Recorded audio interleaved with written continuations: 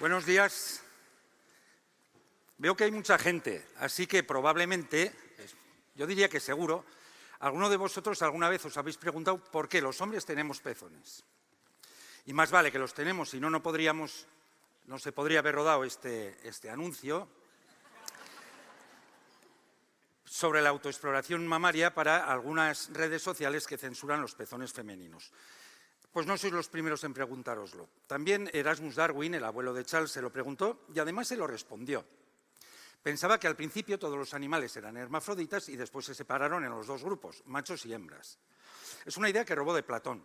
Por otra parte, también pensaba que podría haber algún macho de mamíferos que fuera capaz de dar de mamar a las crías. No encontró ninguno, pero seguramente es porque buscó poco. Porque hay una especie de mamíferos en la que es el macho el que amamanta a las crías. La respuesta a la presencia de pezones en los hombres está en el desarrollo embrionario. Podríamos decir que al principio todos somos hembras. Para que se forme un aparato masculino, y hablo de genitalidad, no de sexualidad, que es mucho más compleja, para que se forme un aparato masculino se tiene que activar el gen SRY, que está en el cromosoma Y, que es exclusivo de los machos. El producto de este gen inhibe al gen DAX1 y la gónada se transforma en testículo. Una vez formado el testículo embrionario, libera una serie de hormonas que estimula la formación del aparato reproductor masculino. Los embriones femeninos no tienen el cromosoma Y, no está el gen SRY, no se inactiva el gen DAX1 y se forma un aparato o continúa el aparato en modo femenino, por decirlo de alguna manera. Por eso hay correspondencia entre los distintos componentes de los dos aparatos reproductores. Por ejemplo, el testículo y el ovario o el pene y el clítoris. En la imagen no se ven los pezones, pero se forman antes de la diferenciación y ahí se quedan. Es por eso por lo que los hombres tenemos pezones y si tenemos pezones es porque las mujeres los necesitan. Está claro que los pezones de los hombres no son muy útiles para amamantar y por tanto no son muy útiles para la reproducción. ¿Y el orgasmo femenino? Nos podríamos preguntar. ¿Es el clítoris tan inútil como los pezones masculinos? Recordemos que el clítoris tiene el mismo origen embrionario que el pene y por eso no es el coito la actividad más adecuada para alcanzar el orgasmo, sino la estimulación del clítoris. La mayoría de las hembras de los mamíferos no alcanzan el orgasmo en la cópula, o sea que no alcanzan el orgasmo, pero sí mediante el frotamiento del clítoris, cosa que se ha comprobado en laboratorio y también en la naturaleza en algunos primates salvajes como los famosos bonobos. O bonobas, podríamos decir en este caso. Freud, el del psicoanálisis, decía que el orgasmo clitorideo es algo infantil. ¿Cuánto daño ha hecho este hombre a la humanidad? Desmond Morris, por su parte, en El mono desnudo, decía que el orgasmo es muy útil para mantener los lazos afectivos en la pareja. No sé si va ahí. A lo mejor por eso hay gente que busca hacer negocio, ¿no? Como esta profesora que tiene titulación y experiencia y que imparte clases de interpretación oral y gestual. Otros expertos sexólogos van más lejos, conectan el orgasmo con las energías cósmicas, los sueños, el espíritu. Ahora, que no me digáis que no tiene chispas con eso de orgasmos al alcance de tu mano. Y no os perdáis la propuesta de un grupo de Facebook, Mujer Consciente. Esta propuesta es la reflexología de la vulva, la reflexología vulvar, y colocan el corazón nada menos que en el clítoris. Que no digo yo que con su masaje no se consigan unos efectos agradables, pero no sé yo si tanto como efectos curativos, ¿no?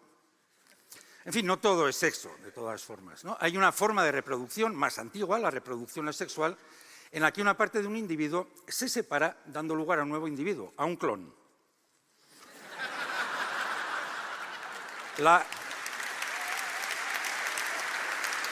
Es que me quedo sin tiempo.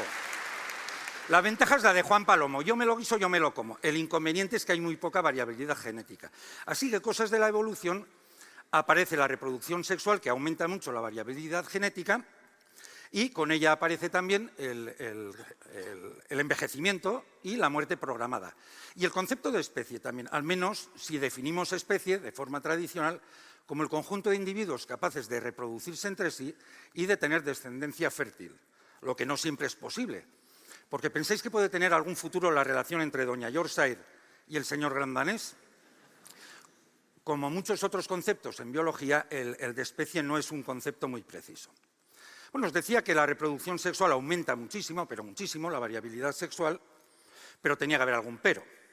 Graham Bell dice que el sexo es el rey de los problemas en la biología evolutiva. Es una forma costosa, es una forma ineficaz de reproducirse.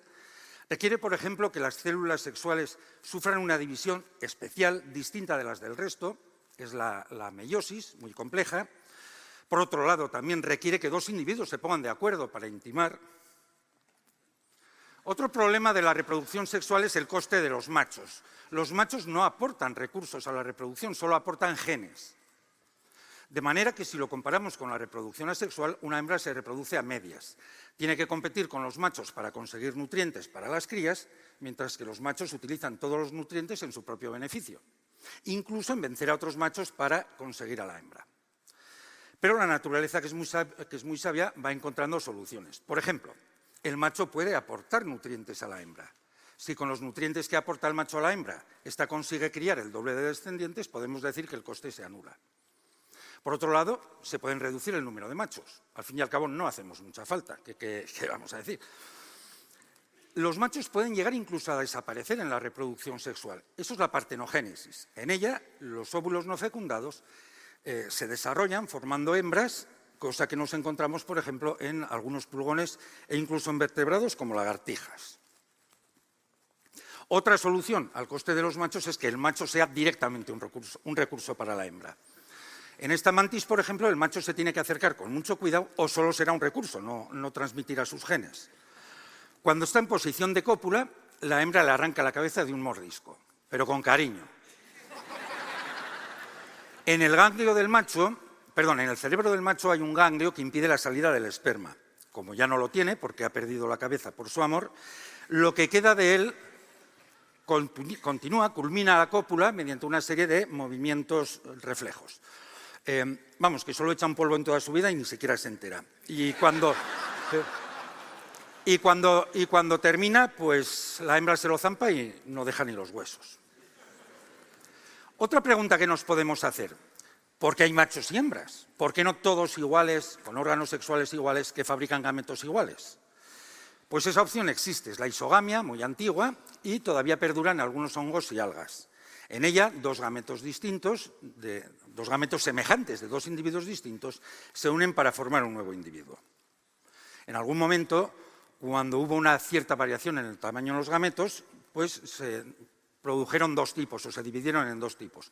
Por un lado, gametos grandes, cargados de nutrientes, los óvulos, los femeninos, y por otro, gametos pequeños, móviles y muy abundantes, los espermatozoides, ¿no?, los masculinos. Es un ejemplo en el que una estrategia extrema o dos estrategias extremas son más convenientes, son más útiles, tienen más éxito que una estrategia intermedia. En algunos casos, los órganos sexuales masculino y femenino están en el mismo individuo, son los hermafroditas. Este es el primer plano de los genitales de una hermafrodita. Pero, y es de lo que hablamos todo el tiempo, en muchos casos están separados en dos tipos, los machos y las hembras, que tienen distintos órganos sexuales, evidentemente, y casi siempre tienen distinto aspecto e incluso distinto comportamiento. A estas diferencias entre el macho y la hembra les llamamos dimorfismo sexual. Si os preguntara por algún ejemplo de dimorfismo sexual, pues os vendría a la cabeza lo clásico: el león, la leona, el ciervo, la cierva, el gallo, la gallina. Pero los hay más espectaculares, más exagerados, como en esta romántica pareja de peces, en la que el pequeño macho parasita permanentemente a la hembra. El macho parasita a la hembra. Esto no lo encontraríamos jamás, por ejemplo, en la especie humana. Hablando de humanos, también presentamos un cierto dimorfismo sexual. De cualquier manera, en la reproducción sexual, el momento clave es la unión de los gametos, la fecundación.